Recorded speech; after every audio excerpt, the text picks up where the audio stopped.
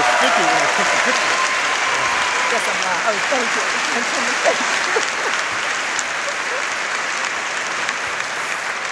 Excellent. Okay, we've selected, they've been great questions, and we won't have time to get through all of them, but we'll see what we can do. And I'm going to, some of them are directed at individual people, most of them aren't. And so I'll just throw it open and people can answer for each one. This one, the first one we'll start with, I think is an interesting one. It says, from Anne, if you could give us all a one-word piece of advice for our own science storytelling, what would it be? And P.S., thanks for showing us how sexy science is. I don't think that referred to your shirt, but it's okay.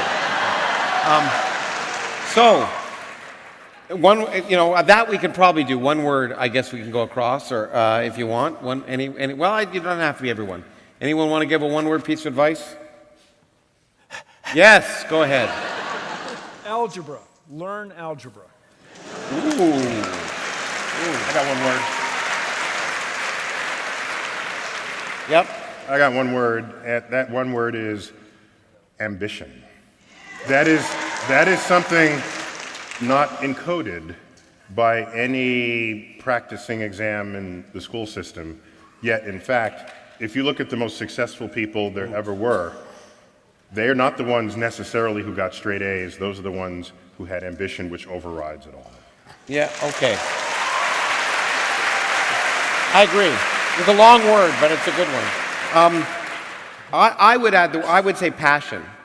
I think, in the terms of storytelling, too many people, we said this last night too, too many people, I think, are afraid to inject their own story or their own passion when they're talking about it as science. But if you don't talk about what you're interested in, no one else is going to be interested in it. Empathize. What? Empathize, because the best people, the best teachers of science and the best writers about science are the ones who can empathize with people who don't quite get it yet. I was going to say the same thing. Anyone else want to throw in it? You've been jumping ahead? No? I would just say, Richard. Yeah. What? I was going to say emphasizing exactly for the same reason, but I'll say instead poetry then. Poetry. Excellent. Excellent. Anyone? Don't have I would to. just say that you should be able to tell it so that your mother can understand it. Hey, that's good. My mother never listens, but it's okay. And if your mother's a theoretical physicist? yeah, that's right. She should tell you then. All right, fine. Thanks. Okay, here's one that's actually a little bit related to what Neil was just talking about, but I think we can expand on it. Anita says, I've always wanted to be an astronautical engineer, but I am horrible at math, but I've got lots of passion. Can this dream ever be a reality, and where do I start? So it's an interesting, I guess I'll start with that. I mean, I think, as Bill said, math is the language of science, and I think you have to be able to be adept at it. Math is the language of the universe. Yes, you're right. I agree with you. Brian? I agree, but let me just finish, and then we can. Too many people think that you have to be a mathematical wizard to be even a physicist. I mean, much less an engineer. But I took a lot it takes all types. I know people who've won the Nobel Prize. I know people. You don't have to be the best mathematician in your class. You don't have to be a whiz. It takes all types to do science, and that any stereotype just doesn't work. If you're interested, do it. What's that have to do with you knowing Nobel laureates? Who were not the best in their class. Oh, fine, thank you. Okay. Who weren't necessarily even that strong in math. Okay. But the other thing, I'll just say, you say you're bad at math. I bet you're not that bad. And I just want to remind you that when it comes to math, there's no substitute for practice. It sucked for me. It sucks for, you just have to practice. So when you come to me and say, oh, I'm bad at math, I am open-minded, of course, but skeptical. I'll bet you can do it, whoever you are. That's an important point. We were talking about it last night, too, and it touches on what you said. I like science museums often because they show science is fun, but science is hard work, like anything, to do, like music, like anything else, to do it well. And it takes a lot of work. So And if you don't enjoy it, you can't do the work. But just enjoyment alone isn't enough. You've really got to be willing to work at it. I think what's really going on here is people presume that in order to be good at, they presume that if the math is not coming easy, that therefore you'll never learn it. And I meant it literally, that math is the language of the universe, and it's like any other language, especially a language that does not share the Roman alphabet. So, for example, if you wanted to study Chinese, it looks completely intractable at first. It looks like Greek. Exactly. And you can ask the question, how long does it take one to become fluent in Chinese if you're not Chinese yourself? And so it can take years, 5 years, almost 10 years if you never go to China. You go to China maybe 5 years of intensive exposure, and you've never done that with math. Imagine that level of exposure to math, what kind of fluency you would have at the other end of that pipeline. So at least give yourself the opportunity that any person learning a foreign language would give themselves before you turn around and say you're not good at math.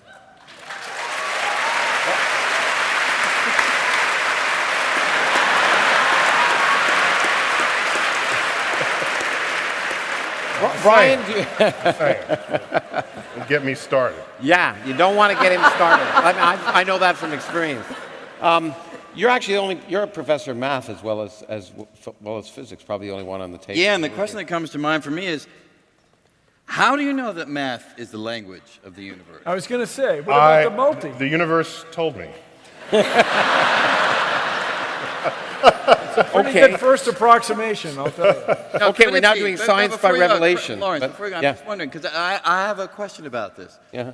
Could you imagine that one day far in the future we encounter some alien civilization and they say, hey, show us what you've done to understand the universe, and we bring out our math books with all our theorems and physics, and they turn to them and say, math, we tried that. Yeah, it takes you just so far. And the real way to do it is like this. I would say that whatever that real way is Well, it not depends. manifest to us at this moment. And until that day happens, where an alien tells us how backwards we are, all I can say is that the math that we did invent out of our human brain, as you surely know, Eugene Wigner said, the unreasonable effectiveness of mathematics in describing the universe, the fact that it works at all is sufficient enough for me. But here I want to have a You note. got here. it. And just because you still can't figure Just out 'cause your you're string bigger. theory, Back in your don't come corner. to Get crying to back me. Back in your... Don't come crying to me just 'cause you can't figure it out. No, in fact, You got him started. See, you got him started. Said don't get me we're started. having, Get him we're having a fight here. No, but I want to go on record. He as a- warned you not to get him started. Yeah, I know, I told you. But I want to go on record. I want to go on record, and this is a momentous occasion. I want to go on record as agreeing with Brian. Is anybody But, keeping the record? But no, in the sense that it is fascinating if you're a theoretical physicist to wonder when you find something fascinating, whether some mathematical formalism fascinating, whether it's a property of our brains or whether it's a property of the universe. And we just don't know, I think, is the answer. If string Right, theory but looks let me great- ask you a question. I find it slightly confusing because, Neil, you describe math as something that we create. So why is it the thing that we create is somehow intrinsic to the universe? Isn't that That's our awesome? description. It's a That's awesome. remarkably surprising. It- It it's is a surprising. description. I don't lose sleep over that. I celebrate it. It's a good thing. I celebrate it too. Yeah, but it question, is a question. There may be limitations Yep. on understanding the universe because of the way our brains work, and I think That's surely the and- case. That's yeah, surely the and case. and for Republicans, it's already happened. But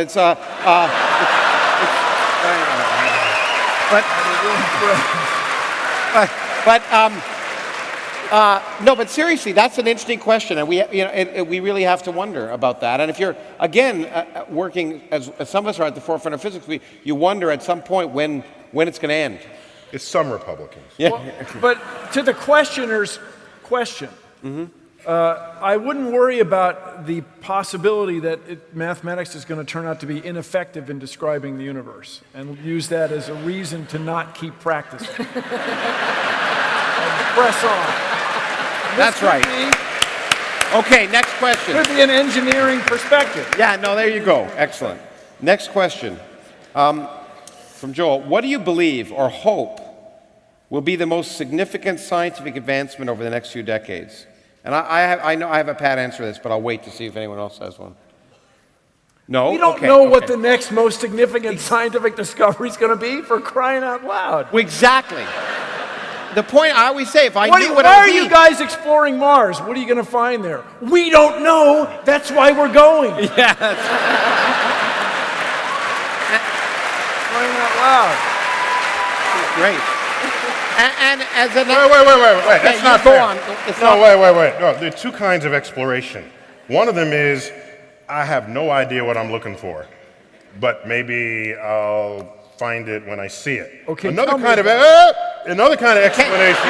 You can't argue with him. I've learned it. It's really Another important. kind of exploration is we think we know what's going on and we want to test our hypotheses. That's another kind of exploration. And one of them is there life somewhere else? We know there's life in at least one place in the universe, and that's called Earth. So what I want to do is go to the frozen surface of Jupiter's moon Europa, cut a hole, go ice fishing down there, put a submersible, see if something swims up to the camera and licks the lens. That's what I want to look for. Look for life. With you. Life. But Neil, you were looking for something.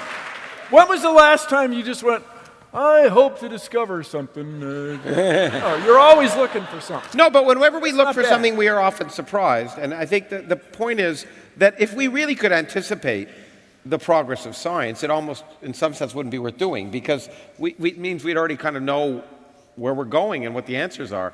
And I think so when people ask me, what's the next great thing? I say, if I knew, I'd be doing it right now. And so I think there is this sense we are driven by questions, interesting questions, but often those questions lead us to answers that lead to more interesting questions that are totally different than the ones we came I up say with. not just often, but most times. I Yeah, agree. so I think that. But you can say something about the question which you really would wish to know the answer to. And I mean, for me, it would be what's consciousness? Because that's totally baffling.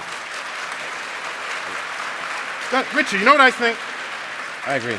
Not that you asked, but what I think on this is consciousness has kind of baffled us for a while, okay? And evidence that we haven't a clue about what consciousness is drawn from the fact of how many books are published on the topic, right? We're not really continuing to publish books, not really, on like Newtonian physics. It's done, all right? So the fact that people keep publishing books on consciousness is the evidence we don't know anything about it, because if we knew all about it, you wouldn't have to keep publishing. So what I wonder, Richard, is whether there really is no such thing as consciousness at all, and that there's some other understanding of the functioning of the human brain that renders that question obsolete. To that, I've got to say, like, oh, wow.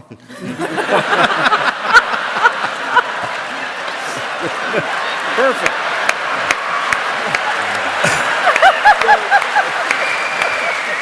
Okay. And am I like thinking, or am I just like thinking that I'm thinking? Wow. Will you Richard, stop with that? Richard,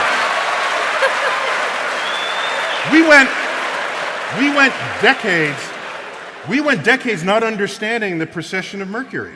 It was this big mystery, and we invented solutions to it, like a mysterious planet Vulcan tugging on it such that it's perihelion precessed. And that wasn't the explanation at all. It was obviously general relativity, another thing, not the original question we were asking. So you say you want to know what consciousness is.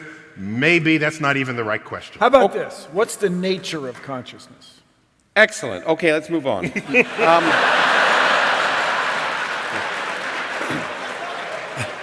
Actually, Tracy, I think I want to direct this one to you. Who's you? To Tracy. That's not Neil. I'll be happy. Okay. Get back.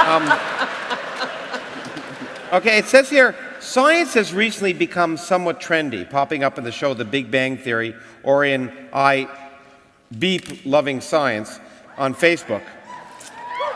She's here. She's here. I know she's here. Okay. Often the focus is not actually on the science, but making entertainment out of science. Is this ultimately good for science, do you think? So I think you have a perspective on that. I'd like to hear. Yeah, I do.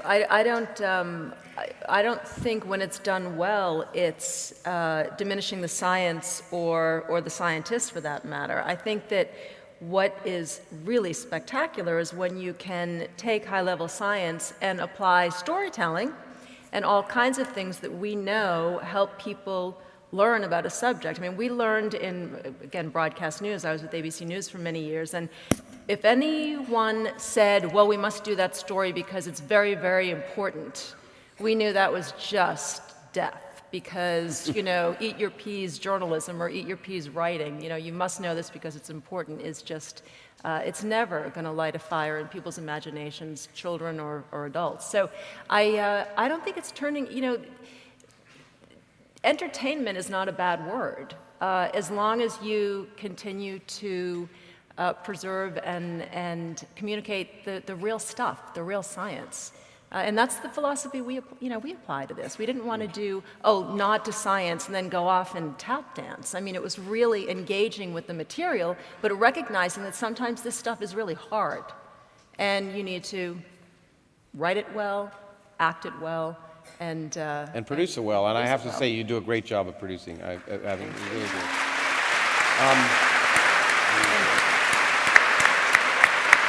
I only wanted Ira? to answer that question. All you have to look at is what is going on in this stage tonight. This is entertainment. I hope so. This is absolute entertainment. I'm sitting here just watching. I'm ducking out of the way sometimes, but I'm sitting here watching it. It's making a point about science and how to convey and how to make science interesting to the public. You're getting into these. Yeah, I agree. This is how to do it. I think fun and entertainment are overrated. That's because you're British. That's because you're British. It's, No. It's okay.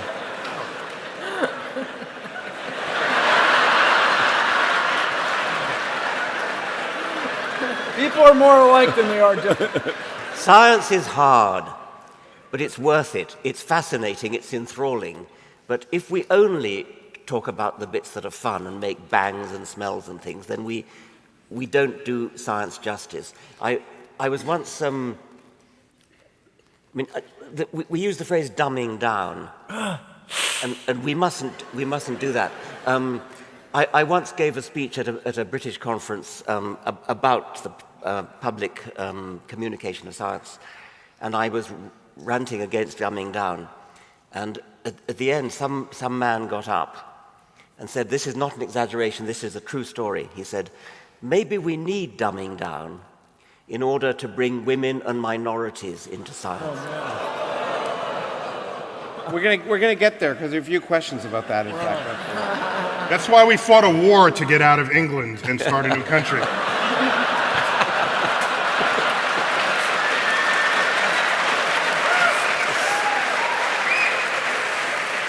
I have to say, he was booed in the original. Okay. Yeah, okay, good, absolutely.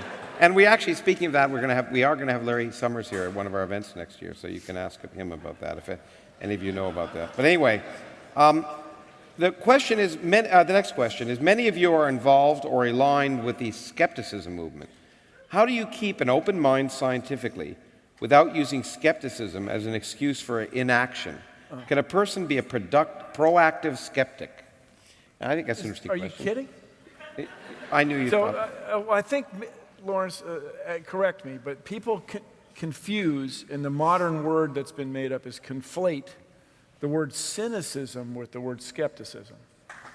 They're two different words. But I mean, I know not a lot of young people, but one is you're not going to pay any attention to anything. You just think everything's screwed up and nothing's ever going to work out right. That's cynicism. But skepticism is you're presented with evidence and you do your best to draw conclusions based on that. So, as the saying goes, I am Bill Nye. Do you believe in ghosts? No. However, I'd love to see one. And bring it on. So I am open-minded to the idea, but the more I look into it in the skeptical frame of way of thinking, the less likely it seems. But bring it on. When I was young, the universe was slowing down. Well, it turns out that's not, right? Mm-hmm. Do I run in circles screaming? Or do I go, that's cool? But I do want to know why. Yeah. And well, you know, and I think that's the point. It's being wrong is really the most exciting thing in science. Yeah. And in fact, as I often say, you know, when I debate people, speaking of skepticism, there are people who don't accept the fact that evolution is a fact. And I've spent an undue amount of time in this country talking to those people. Well, talking to school boards and others in government, trying to. I want to applaud. But anyway, but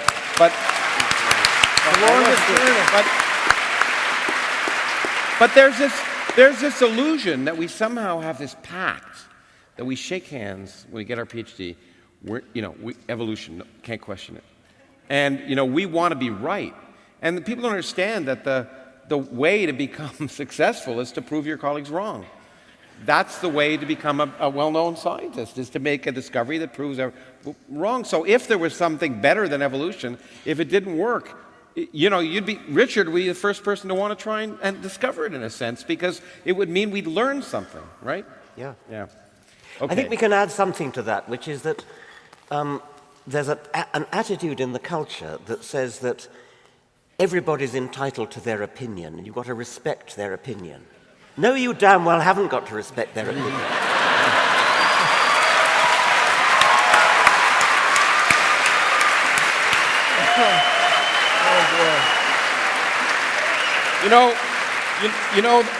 That's a great segue because there's an opinion of Neil's that I don't like, and Really? Boy, knock me over with a feather. actually he's going to say it's not an opinion, but let me ask this, jump to this question. Bring then. it on. Yeah, I figure. Okay. Do you think the privatization of space travel is a hindrance to the long-term goal of deep space exploration? It should have happened decades ago. And Now, and okay, and actually I agree with you in that sense because, well, I'm not sure decades ago. I think the government had to be involved to learn how to get things going.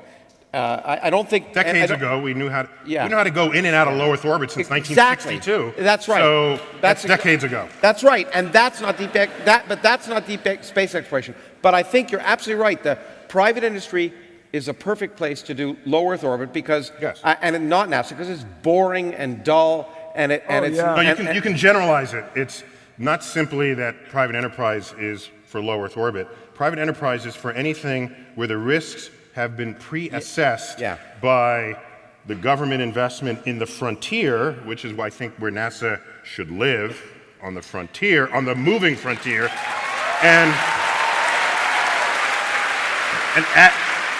as that frontier moves, it leaves behind routine. It leaves behind certain needs of the activity, and those needs would then be a void filled by private enterprise who would surely do it more efficiently than any government enterprise can. But the frontier, where it's dangerous, it's expensive, and all the risks are unquantified, you combine these three, you cannot establish a capital market valuation of that frontier, and so therefore government has to take the first step if you're going to do this at all. And that's why the post office doesn't have their own postal planes. You rent space in the belly of Delta Airlines because they can do it more efficiently. Yeah, no, Well, absolutely.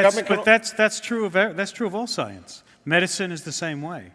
Business is not going to step in and do fundamental research. NIH is going to do it, and they're going to take that risk. And you can apply it any big risk. In fact, it's really important. Right now, people are saying, well, you got to fund science that has immediate application. But in fact, the government is there to fund the research that no private industry is ever going to fund because the benefits are a generation away. But in fact, 50% of our gross national product comes from fundamental curiosity-based research a generation ago. And the only way to do that is with the government. Correct. Now, we're all agreed with that, but the thing where we may disagree, and I'd be interested to see, because actually it'd be interesting because you're the Planetary Society, and I wonder whether Brian agrees with me on this, because I think many scientists like me would say the frontier doesn't involve people. The frontier that NASA is doing in space, the real science that NASA doesn't involve 100-pound bags of water. I didn't say science. I talked about No, I want to. exploration. Okay, There's a distinction here. If you only want to do science in space, yeah, you would never send humans. You would agree. send robots. Even the geologist who would love to go to Mars with a hammer would just love it. If you gave the geologist the option, I can send you to one spot, or I can send 100 Spacecraft. 100 Robots. rovers to 100 different spots that you can pick. They're picking the 100 rovers. No, actually, that's not true. I'm in the Department of Geology, among other things, and many of my colleagues there disagree and say they think a geologist could do in a little while what rovers could do. I happen to disagree. I think No. because- Did you tell them 100 rovers Yeah, I in did. 100 different spots? I did. You know what? I told them. Okay. I told them the real number, which is probably 1,000 different rovers, because you Okay. can send. Let me finish for a second, Neil. You can send, as I often say, you can send a rover to Mars for the price that it takes to make a movie about sending Bruce Willis to Mars. And, That's right. and This is But our fight. if you told the geologists it was a one-way trip, which is what I've argued would they for. still isn't want it? to be going? They still want to go. Yeah, then they're just crazy. I mean, just No, they why are are. you even talking to those No, geologists? so you guys, just if I may speak briefly about the Planetary Society, we are fighting the good fight to restore funding for planetary exploration. We're trying to get $1.5 billion a year, so we need $300 million for planetary science, and it's being threatened. So fiscal year 14 is coming up for NASA. If you got nothing else to do, please check out planetary.org and consider supporting this, because our claim is science is what NASA does best, and planetary science is the best of that. And so we really would like you all to consider supporting it. It is such a good value.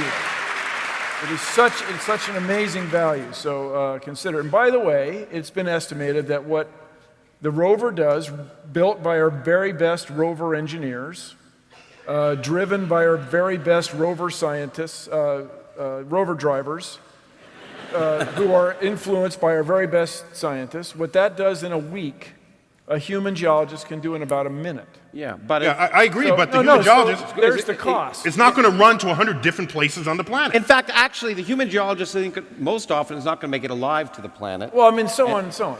But Yeah. this is where you see it's instead of 10,000 it's got to be like 1,000,000,000 to 1. So we'll get there. The longest journey starts with but a single step. No, but the other thing I want to, let's stay on this topic for a little longer, because sorry. I maintain the reason people are interested in humans traveling in space is because they can die. That's what makes it interesting, and you want to see if they're going to die. But you know, I thought that was NASCAR. What? I thought that was NASCAR that you're talking about. But you know, but I find. But let me Lawrence. ask you a question. I find it. Lawrence. Okay, I'll ask you this question. When I see a picture from the rover, I'm more excited about it coming from the rover than if it came from an astronaut taking the picture, because the astronaut's using a camera, but the rover is taking it's part of the rover. Let me tell you why that's probably not true, even though you Okay. think it is. Okay. Okay. Most people don't know that there were robots as well as rovers on the moon while we were first going to the moon. But you didn't know anything about those because the media focused on the astronauts. And it's the astronauts through which we gain vicarious access to space, because they have mouths, they have brains, they have a childhood memory, they have school teachers that can talk about those astronauts. And I've yet to see a ticker tape parade for a robot. So I submit to you that if at the same time the Curiosity rover landed, if at that same time a human astronaut landed on Mars, you would have known nothing about the Curiosity rover. Yeah, but- it would have been relegated to page 30, and the front page headlines would have been humans put footprints on Mars. And it's that force which will bring less science than the robot that has a power of influence on our culture that inspires an entire generation to want to do the same thing. My generation, when you ask my fellow scientists, should we send humans into space? No, that's too expensive. Send robots. Yet I said, well, how did you get interested in space? Oh, because of the Apollo program. And I slap them. I'm saying, what are you? No, that's it. No, there would on the other hand, if you remember, if Apollo 13 hadn't been the dramatic failure it was, they would have canceled the rest of the Apollo. They canceled 3 of the last Couldn't end missions. on that note. There were 3 Saturn V rockets lying on the ground around space, around the country, because it was so interesting that they abolished the last 3. No, that's delusional, and I'll tell you why. It's not incorrect. That's the fact. No. You can argue with the facts. All right, watch me. Okay. So, I'm sorry. Everybody mentioned their book. It's time for me to mention my latest book. It's I called don't think anyone mentioned their book, actually. My most recent book is titled Space Chronicles, but that wasn't the original title. The original title was Failure to Launch: But The editor Dreams wouldn't and Delusions of Space Enthusiasts. And the publisher says, that's too depressing. You can't have the word failure in your title. But that's what it's about. What you just said is a complete delusion. It presumes that we went to the moon for science. It presumes that we went to the moon to explore it. But that's not why we went to the moon. We went to the Brother moon. Neil, no, it is not. No, it is not. We went to the moon because we were at war. Sputnik was not just some orbiting spacecraft. It was a hollowed out intercontinental ballistic missile where they took out the warhead and put in a radio transmitter. The military knew this. That's what founded NASA. NASA's budget for science it averaged over all these years about 25%. The rest has been for geopolitical purposes. All right? So it's the I don't want to die driver in this world. That's why we spent all this money. And so the moment we learn Russia's not going to the moon and it's certainly not going to Mars, we canceled the program. It had nothing to do with public interest. Okay, now let me. It is a. Let me try. I got to pull back. Yeah, you got to come in. But it is. Let me try and bridge that gap a little bit. I'm going to be silent. No, you're not. I think it's really important to point out that this is a political issue. And in fact, me and Buzz Aldrin together testified before the House Science Committee on Space Exploration. And when I said that humans don't do science in space, I didn't argue, in fact, even before the committee, that we shouldn't send humans into space. We should just say honestly why we're doing it. We're doing it for adventure. That's why we're doing it. No, but that's not what funded it. Hold on. No, that's not true. See, you said you wouldn't talk. I did say okay. You can say that. No, but hold on. There's no there. Okay? No. Just look at the history of everybody doing big projects, and it's never driven by exploration. It's never driven by science. It's never driven by curiosity. Not if it's big and expensive. It's driven by the fact that people don't want to die. So there's a war driver. It's also driven by the fact that people want to get wealthy. So there's a hold money on. We have the driver. Large How do you apply Hadron the Large Collider. Hadron Collider? The Large Hadron Collider. Do you know? Oh, no. No.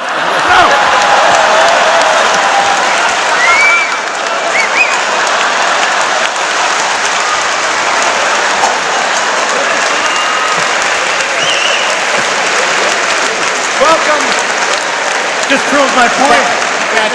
The Large Hadron Collider. Please remind me of the total construction cost of the Large Hadron Collider. I don't know, about 10 billion. About 10 billion. That is 6 months of NASA funding. So you call that big budget? Not here in America, it's not. Yeah, NASA's budget's about 17 billion. Doesn't go as far as it used to. So it's expensive, but not on the scale that we're talking about here. That's all the countries shared. That's not big money. Okay. Big money is a shuttle mission costs $1 billion here. I'm not saying it should cost that, but that's what it does. And who writes those checks? It's people who do it for geopolitical reasons. not because they care about science. Our super collider, the one that you would have benefited from, the superconducting super collider, started to get funding in the 1980s, wasn't it? Yeah. 200-mile ring, it would have been... No, it would- 60-mile ring. 60-mile diameter, the circumference. Is 60 miles around, yeah. I thought it was 60 times Well, take pi. it from me, it's Too 60. pi? No, it's 60. Okay. It's a better Circumference story is with 60 miles? 200, though. Brian? 60. 60. Circumference? Yeah. Yeah. Okay, I've been saying it wrong all these years. Well, like Never a lot of mind. Thank you. Never mind. Okay, no. So back watch. So here's a super collider. America would have found the Higgs boson decades ago. All right. So what happens? The budget gets cut for reasons. Oh, the cost overruns. Or excuse me. Okay. Yeah. It got cut in the early 90s. What happened in 1989? Peace broke out in Europe. All of a sudden, the physicist, who was the hero of the 20th century for making the bomb, is no longer viewed as necessary to national security. And so the project gets cut like that. Actually, you got it wrong. The project got cut actually for even sillier political reasons, which was the Texas congressional delegation voted the wrong way. And If we were still at war, that would have never come up. It's also the International Space Station, right? I mean, Yes, that's true. That's the top story. The bottom story is we don't longer think we're going to die. So what let's leave this topic, but science and politics are, alas, inextricably mixed. And I think... And politics wins every time. I think what I would say is that it's vitally important for the public to understand what their issues really are, so they won't be lied to by the politicians effectively, and they can elect people to base policy on empirical evidence and not on ideology or anything else. Story. Humans tell stories. Now, there are two more. We'll go a few minutes late because I have two more questions I want to get to. And the last one perhaps the most important. But Neil, there were a bunch of questions that had to do with science fiction. But please discuss speculative fiction and its role in expanding interest in or knowledge of science in general. Let me just ask a question. How many scientists here read science fiction when they were growing up? You didn't? A little bit. Put your hand up. Make it sound good. Okay, good. There we go. Anyway, Neil, what do you think? What do you think that relationship is? Well, the kind of science fiction that was coterminous with the Apollo program and the stuff that got us all excited about going to the moon and I think helped create the political support for the kind of big NASA that we've been talking about. Hasn't been written in a while. Science fiction kind of took a different turn, and I'm sort of exhibit A of this. So for the last few decades, a lot of science fiction has tended to be darker, more introspective, more about sort of the hero being the kind of hacker who's trying to figure out how to exploit a system that somebody else built, as opposed to the engineer or the scientist discovering or building something new. And I don't know whether there's a cause and effect relationship, but that has coincided with what looks to me like a big drop-off in the rate at which we've made big advances in new ways of getting around, new sort of major infrastructure, space exploration, et cetera. So I'm trying to pay my debt to society right now by working on a project here at Arizona State, writing some science fiction in a more techno-optimistic vein. It came out of a sort of public argument that I had with Michael Crow a couple years ago, where we were trying to figure out whether science fiction writers could take any share of the blame for this. And so So you're the one. yeah. I'm the one. So we're trying this experiment. I'm writing a story about a tower 20 kilometers high for launching rockets off of. And I'm working with people here at ASU on trying to write that story in a kind of technically responsible way. So it's not just pure speculation. And we hope to have other people involved in the project as well. 20 kilometers high? Yeah. We could turn that into a sundial.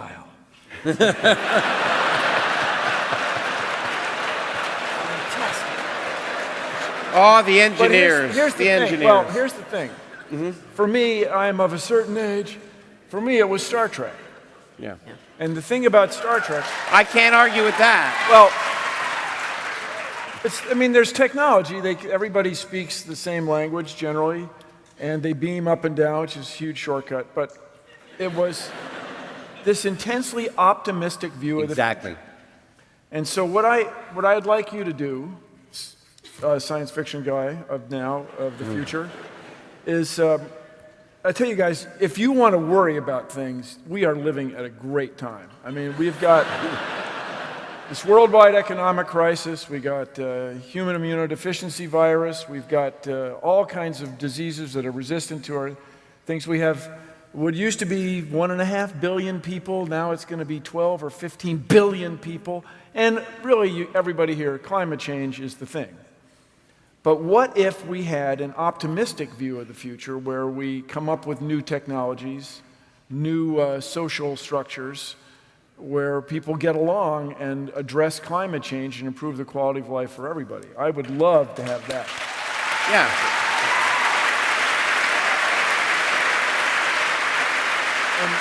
Well, just before, as a tribute to my mother, the key to this, the start of this, is to educate women. And this is half of the humans are women or female, because there's some people that are younger. Half of the humans are female, so half the scientists should be female, and that would be empowering. And I think gives us the possibility, if you have now suddenly, not suddenly, or in a few decades, have twice as many brains on the problem, we could, dare I say it, change the world. I just wanted to say that I've actually learned a lot of science from reading science fiction. I think I first came to understand information theory through reading science fiction. The point about scientific discoveries being made independently in different places at the same time, as though there's sort of something in the air. The idea that there are deep problems which we may be ill-equipped to solve, but which are maybe the scientists of 500 years hence will solve. The idea that it's arbitrary what form information comes into the brain, whether it comes in through the eyes or the ears, it's always neurons that finally do it. And so there's a kind of arbitrariness about the nature of the scientific medium. All these things, which I regard as part of my scientific equipment, I got from reading science fiction. And I think that optimism you talk about is really important. I think it really was one of the things that kept Star Trek going, for example. The idea that science, too often it seems to me in MEP science fiction, there's a dystopic view of the future that science makes the world a worse place. But science has made the world a much better place. People live much happier lives,